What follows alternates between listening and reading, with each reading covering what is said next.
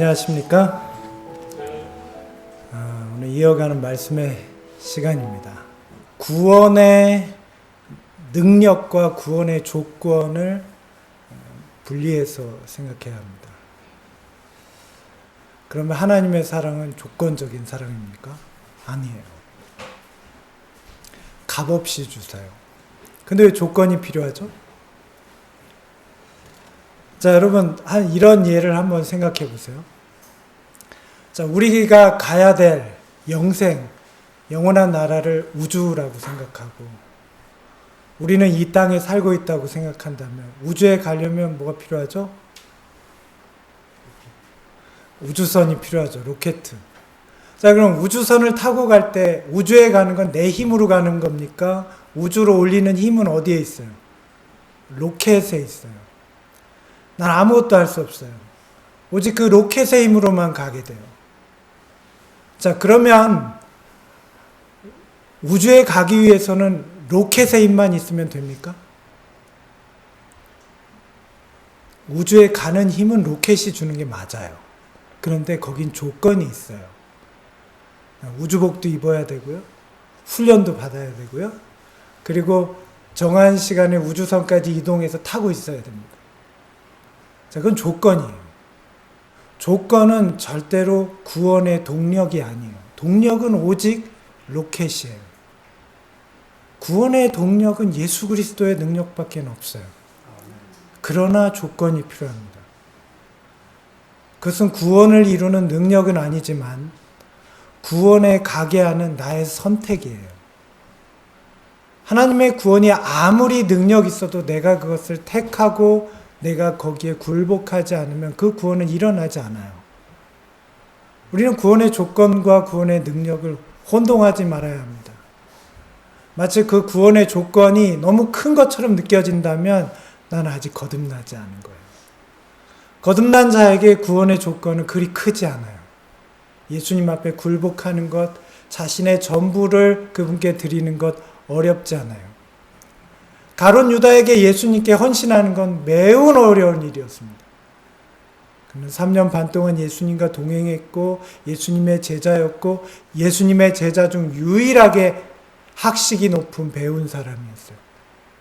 그러나 가룟 유다에게 예수님께 헌신하는 것은 너무 어려운 일이었어요. 그가 가진 좋은 기질에도 불구하고 그는 구원의 조건을 갖추지 못했어요. 구원의 동력은 예수님께 있지만, 그러나 예수님께 향유를 부은 마리아에게 예수님께 가는 구원의 조건은 너무나 쉬운 것이었어요. 그냥 그는 그가 가진 전부를 다 팔아서 향유를 사서 예수님의 발에 부었습니다. 마리아에게 그건 어려운 일이 아니었어요. 왜냐하면 그가 가진 모든 삶으로부터 그는 거듭났기 때문이에요. 구원의 조건이 어렵게 느껴지는 이유를 이해하셨습니까? 오늘 우리는 그것을 잘 구분할 필요가 있겠습니다. 하나님의 구원은 여전히 능력이 있습니다. 주님께서 우리에게 허락하시는 놀라운 칭의는 우리를 변화시키는 능력을 가지고 있습니다. 우리는 다만 그 앞에 굴복하고 우리의 모든 것을 엎드려 회개해야 하는 조건을 갖출 뿐이에요. 그것이 구원하는 것은 아닙니다. 하나님께서는 이를 통해서 우리를 구원하기로 약속하시는 것입니다. 계속 시간을 이어가도록 하겠습니다.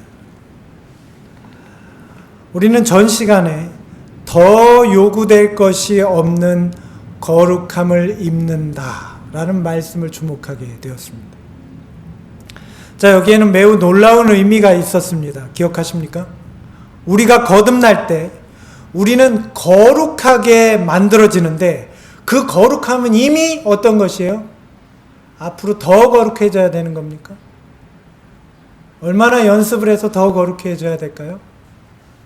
얼마나 건강식을 해서 더 거룩해집니까? 아니요. 거룩함은 이미 완전한 것이에요. 우리가 거듭났을 때 우리는 더 요구될 것이 없는 거룩함을 칭의로부터 받습니다. 왜냐하면 그때 우리 안에 계신 성령이 이미 거룩한 분이기 때문입니다. 이제 우리는 칭의와 더불어서 성화를 이해하려고 합니다. 많은 기독교인들에게 성화는 매우 생소한 용어입니다. 자, 성화의 의미는 무엇입니까? 거룩하게 되는 것을 성화라고 해요. 일반 기독교계에서는 잘 다루지 않는 말이에요. 자, 그렇다면 여러분, 칭의가 쉽습니까? 성화가 쉽습니까?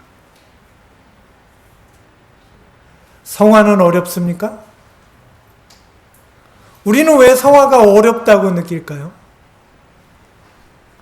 혹시 우리는 원래부터 죄인이었기 때문에 거룩한 삶은 불가능한 것이니까 그래서 성화가 어렵게 느껴지는 것입니까? 사실은 그렇지 않습니다. 왜냐하면 예수님께서 우리와 같은 죄인이 되셔서 거룩한 삶을 사셨기 때문에 우리에게 성화는 그리 어려운 일이 아닙니다.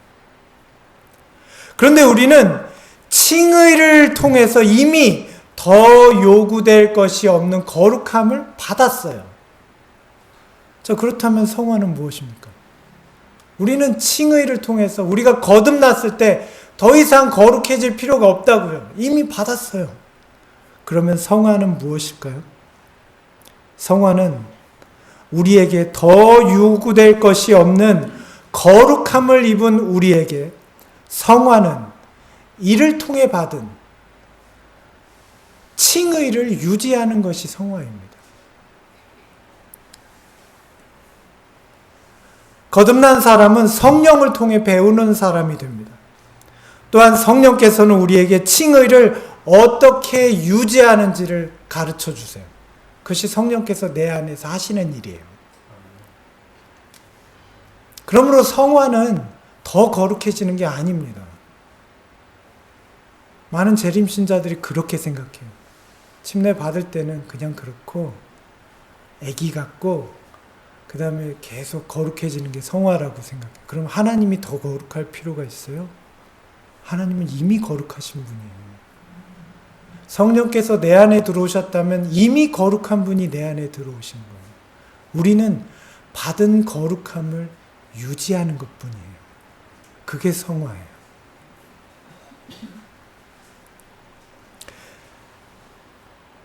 시대소망 388페이지의 말씀입니다. 그리스도께서 우리 안에 사시는 것은 성령을 통해서이다. 믿음으로 마음의 성령의 하나님의 성령을 받아들이는 것이 영생의 시작이 된다.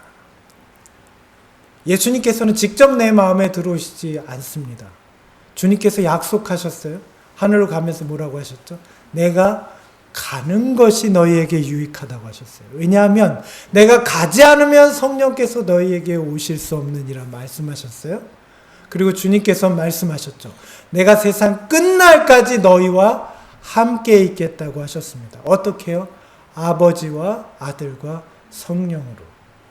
성령께서 우리의 마음에 내재하실 때 그리스도께서는 우리와 함께 계실 수 있어요.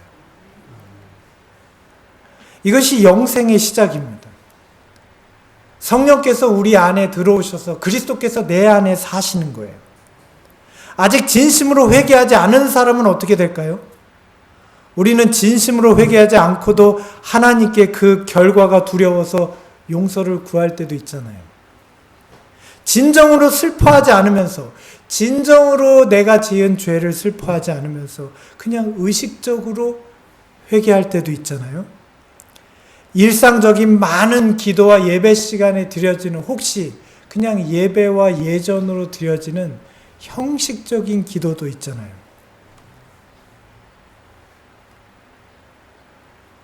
그러나 이 말씀이 참이라면 그런 사람은 아직 성령을 통한 새로 태어나는 경험에 이르지 않았을 수도 있습니다.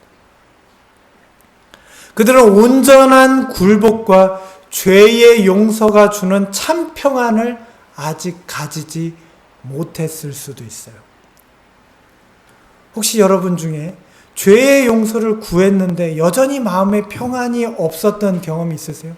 하나님께 막 회개했는데 마음에 평안은 없어요. 거기엔 이유가 있습니다.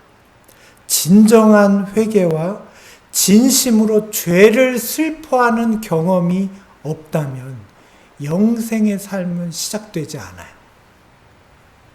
그런 사람은 아직 칭의의 능력을 경험하지 못한 거예요.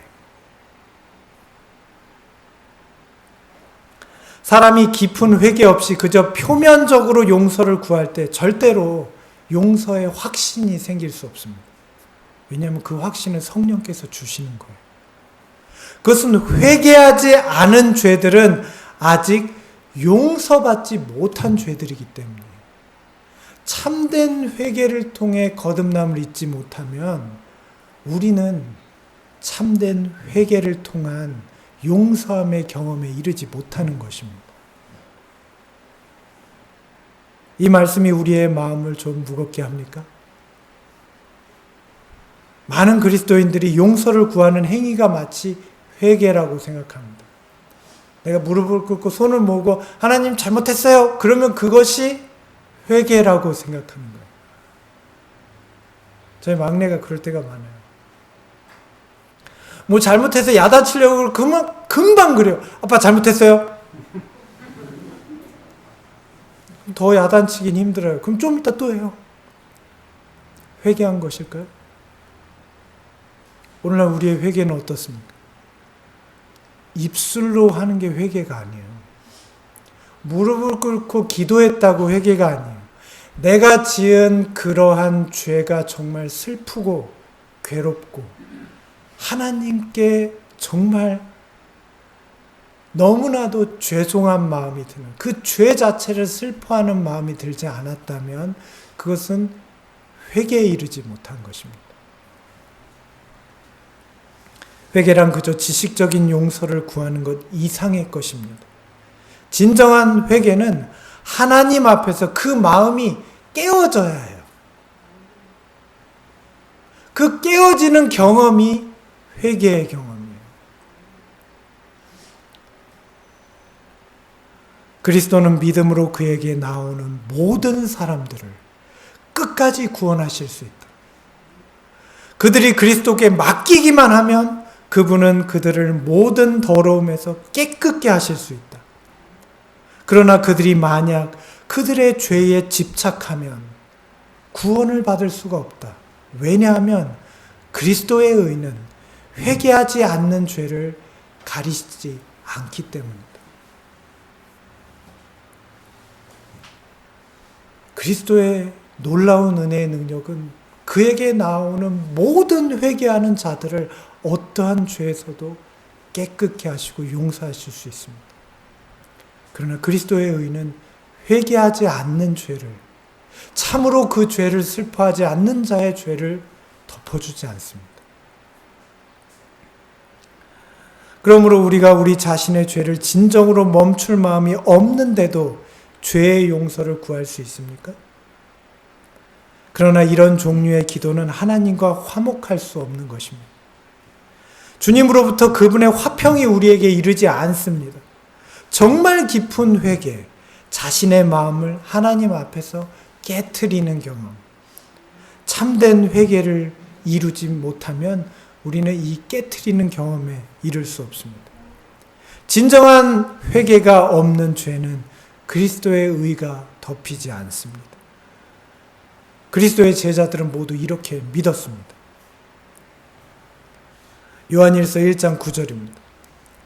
만일 우리가 우리 죄를 자백하면 저는 신실하시고 의로우사 우리의 죄를 사하시며 모든 불의에서 우리를 깨끗게 하실 것이요. 이것이 예수님의 모든 제자들의 믿음이었어요. 진심으로 회개하고 자백했어요. 지난 2000여 년간 기독교회의 용서와 회개는 심각한 오염으로 변질됐습니다. 그래서 이제 많은 기독교인들이 하나님께 자신의 오물을 퍼붓는 것을 용서라고 생각했습니다. 회개라고 생각했어요. 그래서 그냥 나에게 있는 오물 덩어리를 하나님께 집어 던지면 용서를 얻는다고 생각했습니다. 자신의 마음의 이기심과 죄악에 대한 애정은 변함이 없는데, 여전한데, 그저 자기에 있는 죄의 결과를 하나님께 덮어 씌우는 것입니다. 그러나 성경은 분명히 말씀하고 계세요. 만일 우리가 우리의 죄를 자백하면, 진정한 자백, 이것은 진정한 회개를 통해서만 이루어질 수 있습니다. 우리가 신령과 진정으로 회개하면서 죄의 용서를 구하며 나아가면 그 사람은 누구든지 성령을 통해 그리스도 예수 안에서 새로운 피조물로 지음을 받을 수 있다는 것입니다. 주님께서는 그 사람을 의롭다고 하시고 그의 죄를 용서하시고 그를 씻겨주시고 하나님과 화목할 수 있도록 이끌어주세요. 이러한 말세에 그리스도의 재림을 위한 가장 필요한 준비는 하나님과 올바른 관계로 회복되는 데 있어요. 우리는 오직 하나님으로부터 용서와 씻음을 받음으로써만 하나님과 올바른 관계에 놓여질 수 있어요. 이 말씀을 한번 살펴보십시오. 만약 그대가 오늘 하나님과 바른 관계에 놓여 있다면, 그리스도께서 오늘 오신다 할지라도 그대는 준비되어 있는 것이다. 진정한 준비는 어떤 다른 물리적인 준비로부터 시작되는 것이 아니에요. 내가 하나님과의 관계에서 진정으로 바른 관계, 참된 회개로 그분과의 올바른 관계에 놓여 있다면 우리는 예수님이 지금 오신다고 해도 준비되어 있는 거예요. 우리가 주저하는 이유는 올바른 관계에 놓여 있지 않기 때문이에요.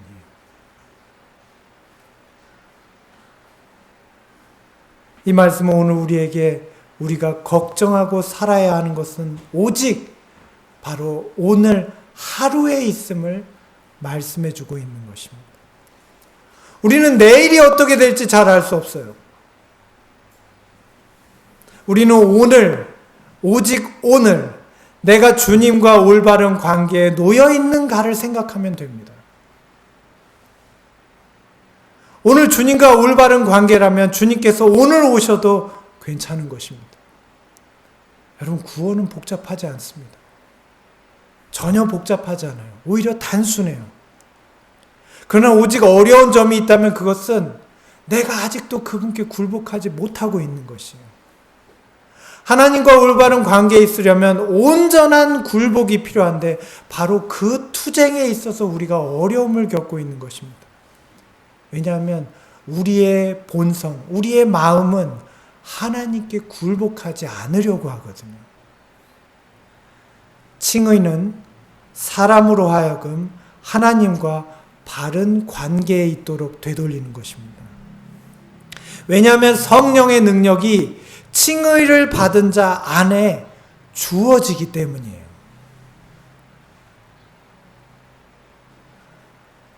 이렇게 말씀하고 계십니다.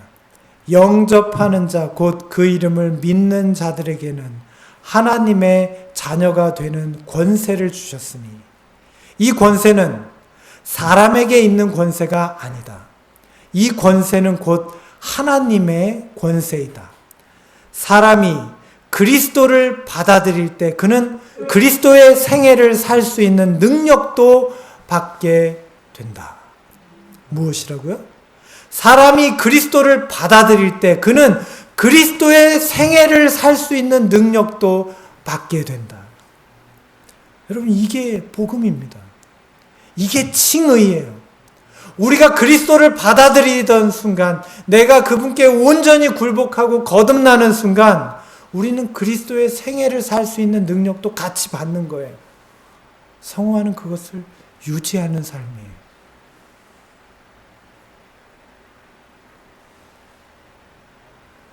이것이 복음입니까?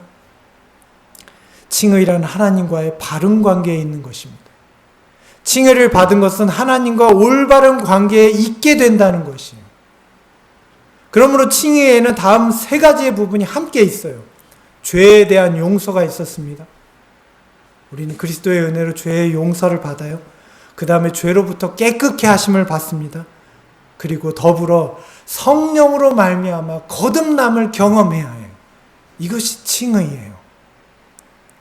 많은 사람들이 칭의는 쉽고 성화는 어려운 것이라고 생각합니다. 또한 칭의를 받고서도 성화를 얻지 못해서 구원을 얻지 못한다는 생각을 하기도 해요. 그러나 성화는 칭의를 통해 회복된 하나님과의 관계를 끝까지 유지하는 것이에요. 그렇다면 어떻게 하나님과의 올바른 관계를 유지할 수 있을까요? 성화의 올바른 개념을 성경을 통해서 확인하고자 합니다. 자, 이 말씀을 한번 살펴보세요. 요한복음 15장 4절입니다. 내 안에 거하라 나도 너희 안에 거하리라. 예수님께서는 성화를 포도나무 가지의 비유로 말씀하셨어요. 이것은 성화에 대한 비유예요. 성화는 무엇이에요? 그리스도 안에 있는 거예요. 자, 그렇다면 그리스도 안에 있는 게 무엇입니까? 포도나무를 벗어나서 포도나무 가지가 있을 수 있어요? 있어요. 근데 그 가지는 죽은 가지예요. 죽은 가지는 아무 의미가 없어요. 성화는 그리스도 안에 있는 것입니다. 또한 바울은 성화를 성령 안에서 걷는 것, 성령의 인도하심을 받는 것이라고 말했어요. 성령을 쫓아 행하라고 그랬어요. 우리는 칭의를 통해 이 성령께서 내 안에 계시는 경험을 매일 해야 합니다. 매일. 어느 순간도 벗어나면 안 돼요. 성령께서 우리의 마음에 계신 경험으로부터 벗어날 때 우리는 그리스도께서 내 안에 계신 경험으로부터 벗어나게 되는 거예요.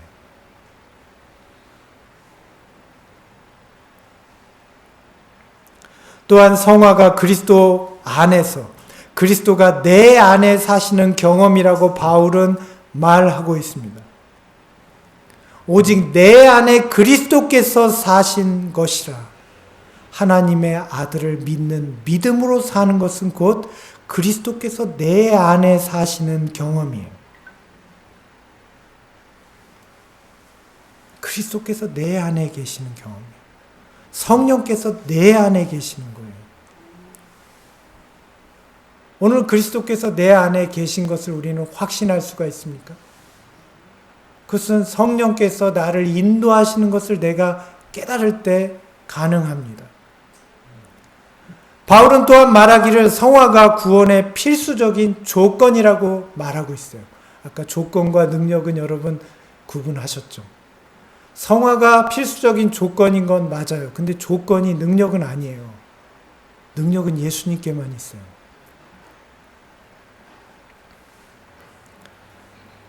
데살로니가 후서 2장 13절의 말씀입니다. 하나님이 처음부터 너희를 택하사 성령의 거룩하게 하심과 진리를 믿음으로 구원을 얻게 하심이니. 거룩하게 하심, 즉 성화를 통한 구원을 얻게 하신다는 거예요. 하나님께서. 언제요? 처음부터. 마지막에 그렇게 하시는 게 아니고 처음부터. 바울은 성화를 구원의 일부분으로 이 말씀 가운데 분명히 언급하고 있습니다. 그 이유는 성화가 하나님과의 올바른 관계를 유지하는 것이기 때문이에요. 이사야 59장 2절에 보면 우리가 지난 시간에 보았죠? 더 분명해집니다. 성화가 하나님과의 올바른 관계를 유지하는 것이라면 알면서도 죄를 범하는 선택이 성화를 유지하는 것입니까? 깨뜨리는 것입니까? 알면서도 죄를 범하는 것은 성화를 유지하는 거예요? 깨트리는 거예요? 깨트리는 거예요. 죄는 우리를 하나님으로부터 분리시키기 때문이에요. 이사야 59장 2절은 분명히 말합니다. 오직 죄악이 너희와 너희 하나님의 사이를 내었고 너희 죄가 그 얼굴을 가리워서 너희를 듣지 않으시게 함이니. 로마서 8장도 이 점을 우리에게 분명히 말씀하고 있습니다. 무엇이 참된 성화의 모습인지를 말하고 있어요. 육신에 있는 자들은 하나님을 기쁘시게 할 수 없느니라. 우리는 성화를 통해서 칭의를 유지해야 돼요. 그런데 육신적인 삶으로 돌아간다는 건 칭의를 경험하지 못한 거예요. 너희가 육신대로 살면 반드시 죽을 것이로되 영으로서 몸의 행실을 죽이면 살림. 분명한 말씀입니다. 바울은 여기서 육체 가운데, 죄 가운데 사는 삶, 즉 하나님께로부터 분리된 삶의 끝은 사망이라고 분명히 말하고 있어요. 성화는 하나님께 붙어 있는 거예요. 분리되지 않는 거예요. 그게 성화예요. 로마서 6장 23절은 죄의 삭은 사망이요라고 분명히 지적합니다. 죄는 항상 우리의 적입니다. 우리는 가끔 하나님을 부담스럽게 생각해요. 죄는 오히려 친숙하게 생각해요. 놀랍게도 많은 그리스도인들이 죄를 하나님보다 더 친숙하게 생각해요. 여러분 그 사실을 이해하십니까? 그래서 죄를 지으면 익숙하게 생각하고 하나님께 가는 건 부담스럽게 생각해요. 뭘 더 가깝게 여기고 있는 거예요? 하나님을 더 가깝게 여기고 있는 모습처럼 보이십니까? 그렇지 않아요. 죄는 항상 우리의 적이에요. 우리는 절대 죄를 변호하면 안 돼요. 우리는 절대로 죄를 변명해서도 안 돼요. 우리는 절대로 죄를 허용해서도 안 돼요. 왜냐하면 알고 있듯이 죄는 그게 무엇이든지 우리를 하나님으로부터 분리시켜요. 그런데 왜 죄에 대해서 우호적이고 하나님께 대해서는 부담을 갖는 것이죠? 그것은 참된 칭의를 받은 자들의, 거듭난 자들의 자세가 아니에요. 오늘 우리는 그 선택을 통해서 그가 어떤 주인을 모시고 있는지를 알게 되는 것입니다. 예수님께서는 마태복음 6장 24절에서 한 사람이 두 주인을 섬기지 못할 것이니 말씀하셨습니다. 속절없는 죄인은 그의 유일한 소망으로 오직 그리스도께만 매달려야 합니다. 절대로 우리 자신의 어떠함을 변명하면 안 돼요. 우리는 그 순간 오직 할 일이 있다면 딱 한 가지, 예수님께 매달려야 돼요.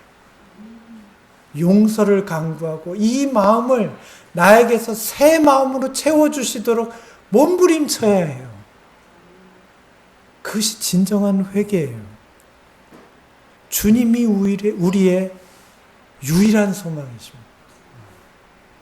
오직 예수님께 매달리세요. 절대로 죄악을 허용하지 마시고 변명하지 말고 다른 사람들의 모습을 통해서 자신을 안위하려고 하면 안 돼요.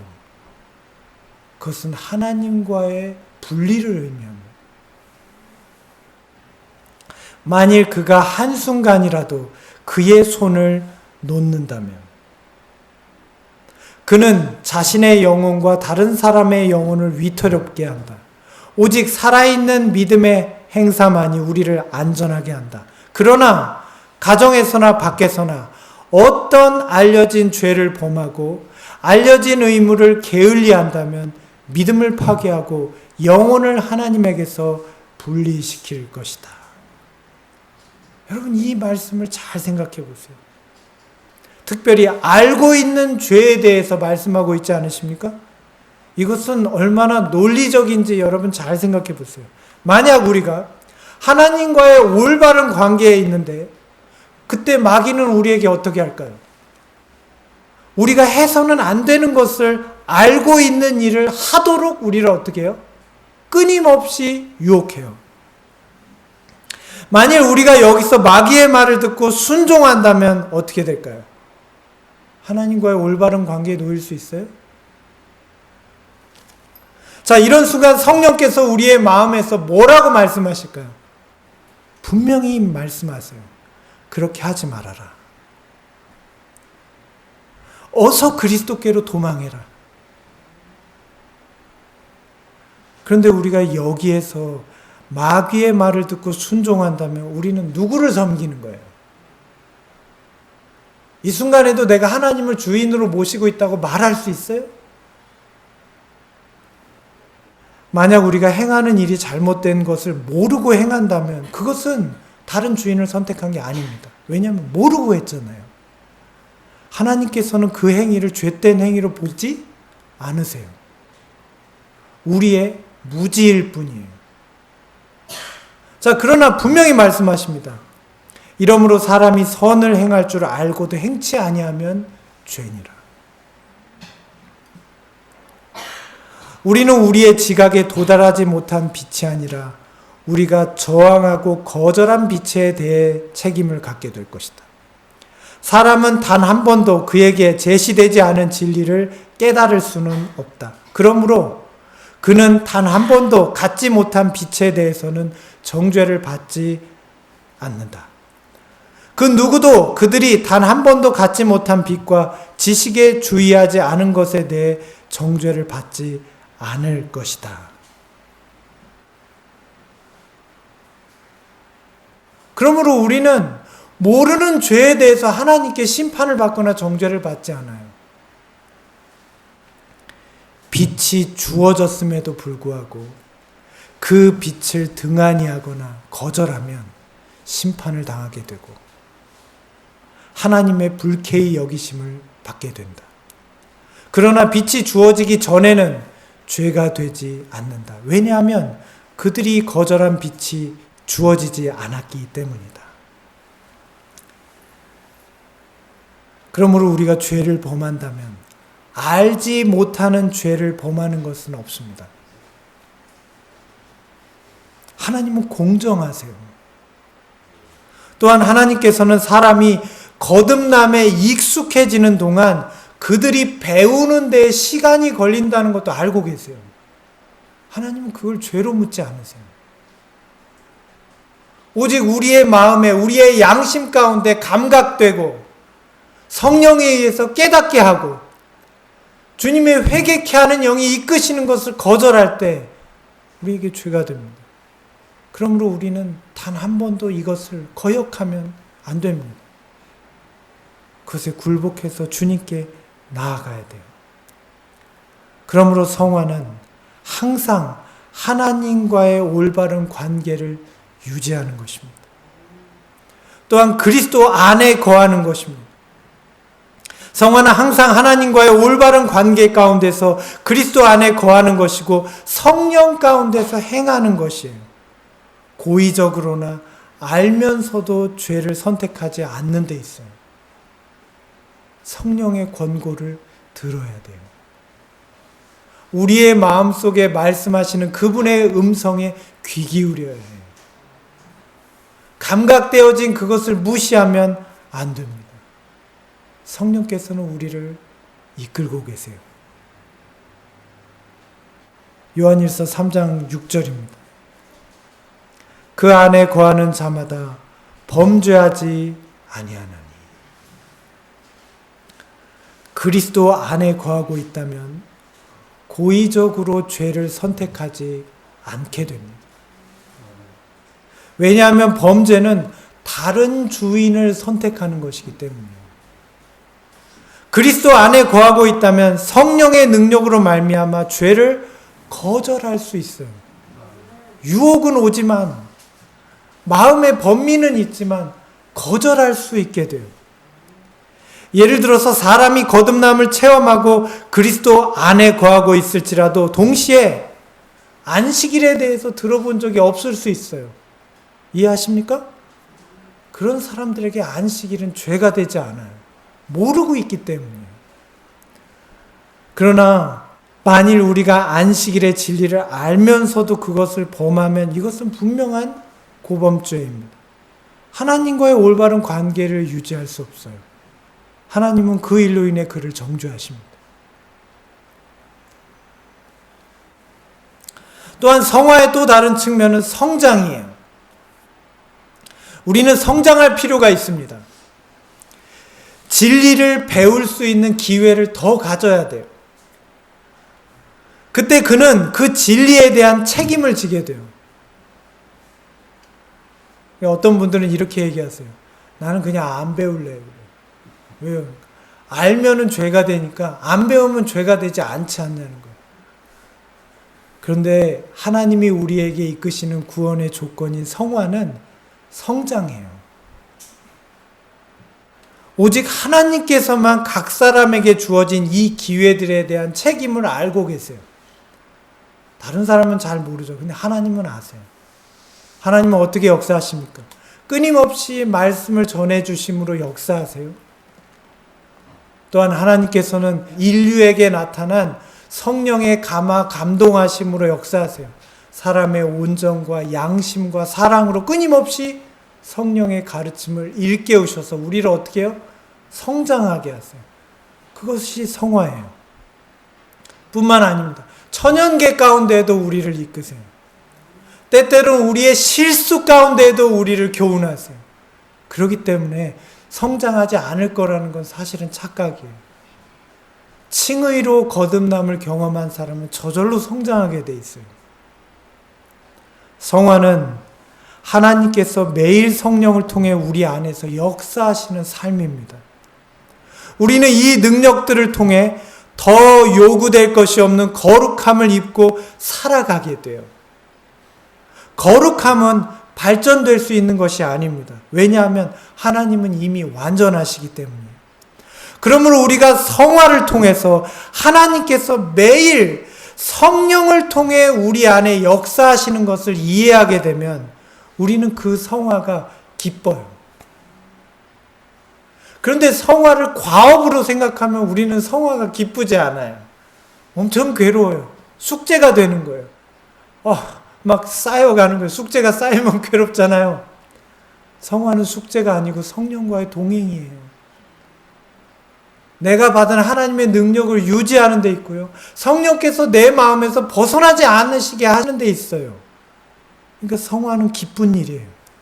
하나님께서 우리의 삶 가운데 어떤 놀라운 일을 행하실지 우리는 기대할 수 있지 않습니까? 그래서 여러분 잘못된 악습을 가지고 계실 때 여러분 주님께 간절히 구하세요. 그리고 그 칭의로 거듭남인 의롭게 함을 받으세요. 그러면 주님의 거룩함이 우리에게서 역사하시게 돼요. 성령께서 우리를 이끌어 가세요. 그러면 나에게 어떤 일이 생겨나게 될지 우리는 기대할 수 있어요. 소망을 가질 수 있게 되는 것입니다. 여러분 이 사실을 믿으십니까? 믿으셔야 합니다. 주님께서는 분명히 약속하셨어요. 그리스도를 믿는다는 것이 무엇입니까? 그리스도를 믿음으로 말미암아 품성의 모든 결함은 어떻게 해요? 보충되고 모든 더러움은 깨끗하게 되고 모든 결점은 교정되며 모든 우수성은 개발될 것이다. 이것이 칭의의 약속이에요. 성화는 기쁜 일이에요. 단순한 일이에요. 놀라운 능력이고 이것은 힘든 숙제가 아니에요. 하나님과의 동행이에요. 하나님께서 그 모든 것을 채울 것으로 약속하셨어요. 그러므로 우리는 이 성화된 삶을 거절하지 말아야 해요. 이것은 구원의 조건이에요. 동시에 기쁨이에요. 하나님께로 받은 이 칭의의 놀라운 엄청난 그리스도의 능력을, 성령을 끊임없이 소유하게 되는 일이에요. 여러분 이것을 이해하셨습니까? 이제 성화는 우리에게 무리하거나 어려운 요구가 아님을 깨닫게 되셨습니까? 에베소서 3장 16절에 말씀하십니다. 그 영광의 풍성함을 따라 그의 성령으로 말미암아 너희 속사람을 능력으로 강건하게 하옵시며. 하나님의 놀라운 약속입니다. 그 영광의 풍성하심을 따라 우리가 지금까지 알던 성화는 어쩌면 옹졸한 것일 수 있습니다. 타인을 끊임없이 옥죄는 그냥 도구가 되었을 수 있고 비판의 도구가 되었을 수 있어요. 그렇지 않아요.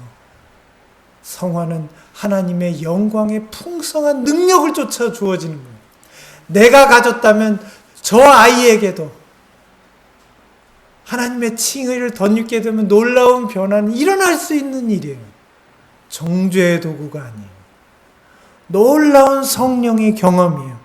능력으로 우리를 강건케 하시는 것이에요. 즉 거듭남이란 속사람이 강건하게 되는 것입니다. 여기 하나님의 목적이 있어요. 하나님은 우리의 속사람, 우리의 심령을 강건케 하신다고. 우리는 성화로 강건해집니다. 우리 속 사람이 강건해지는 것은 우리의 전신이 건강해지는 걸 말해요. 성화는 끝까지 강건하게 유지되는 것입니다. 하나님의 칭의와 성화는 약하지 않아요. 믿음으로 말미암아 그리스도께서 너희의 마음에 계시게 하시옵고 너희가 그 사랑 가운데서 뿌리가 박히고 터가 굳어져서 능히 모든 성도와 함께 지식에 넘치는 그리스도의 사랑을 알아. 그 넓이와 길이와 높이와 깊이가 어떠함을 깨달아 하나님의 모든 충만하신 것으로 너희에게 충만하게 하시기를 구하노라. 우리 가운데서 역사하시는 능력대로 우리의 온갖 구하는 것이나 생각하는 것에 더 넘치도록 능히 하실 이에게. 누가 이렇게 하신다는 것입니까? 우리 주님께서 이렇게 하신다는 것입니다. 무엇으로요? 성화를 통해서. 그분은 칭의를 통해서 우리에게 이 능력을 더하시고 우리에게 성화로 끝까지 그 칭의를 유지하게 하십니다. 우리는 거듭남을 경험한 사람입니까? 놀라운 변화를 입었습니까? 우리는 모두 이 놀라운 변화를 상상할 수 있습니까?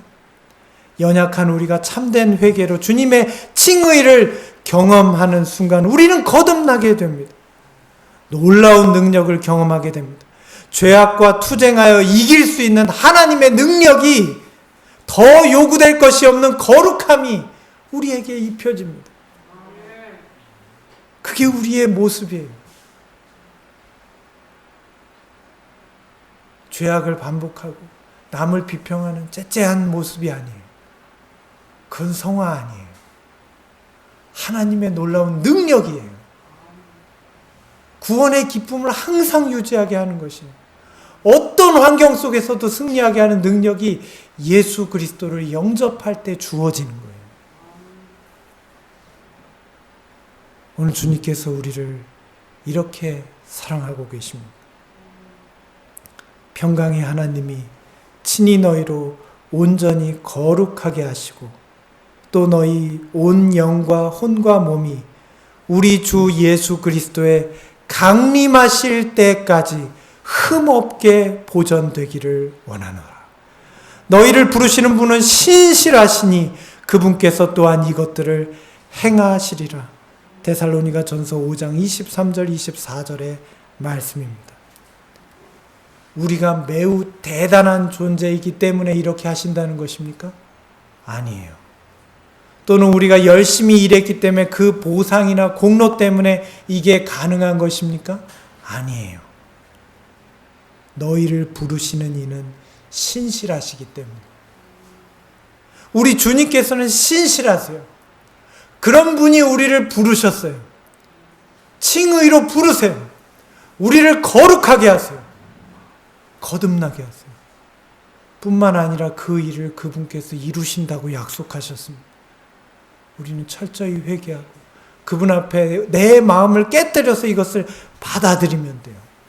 성화는 온전히 주님의 능력으로 가능한 것입니다. 성화는 그리스도의 재림 때까지 흠없게 보존되는 것입니다. 이 말씀은 정말로 이 마지막 세대인 우리를 위한 말씀이에요. 그리스도 예수 안에 있기를 원하는 모든 형제 자매 여러분, 이제 어떻게 생각하십니까? 사람이 어떻게 구원을 얻을 수 있습니까?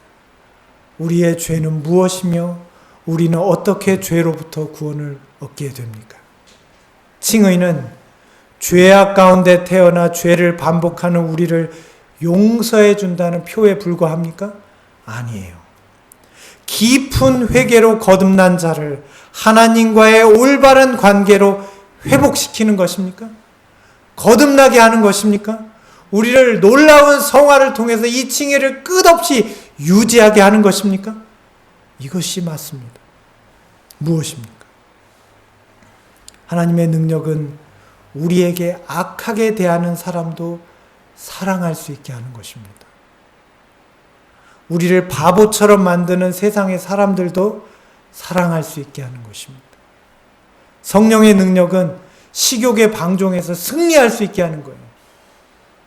술에서 승리하게 하고 담배에서 승리하게 하고 마약과 같은 약물에서 승리하게 하는 거예요.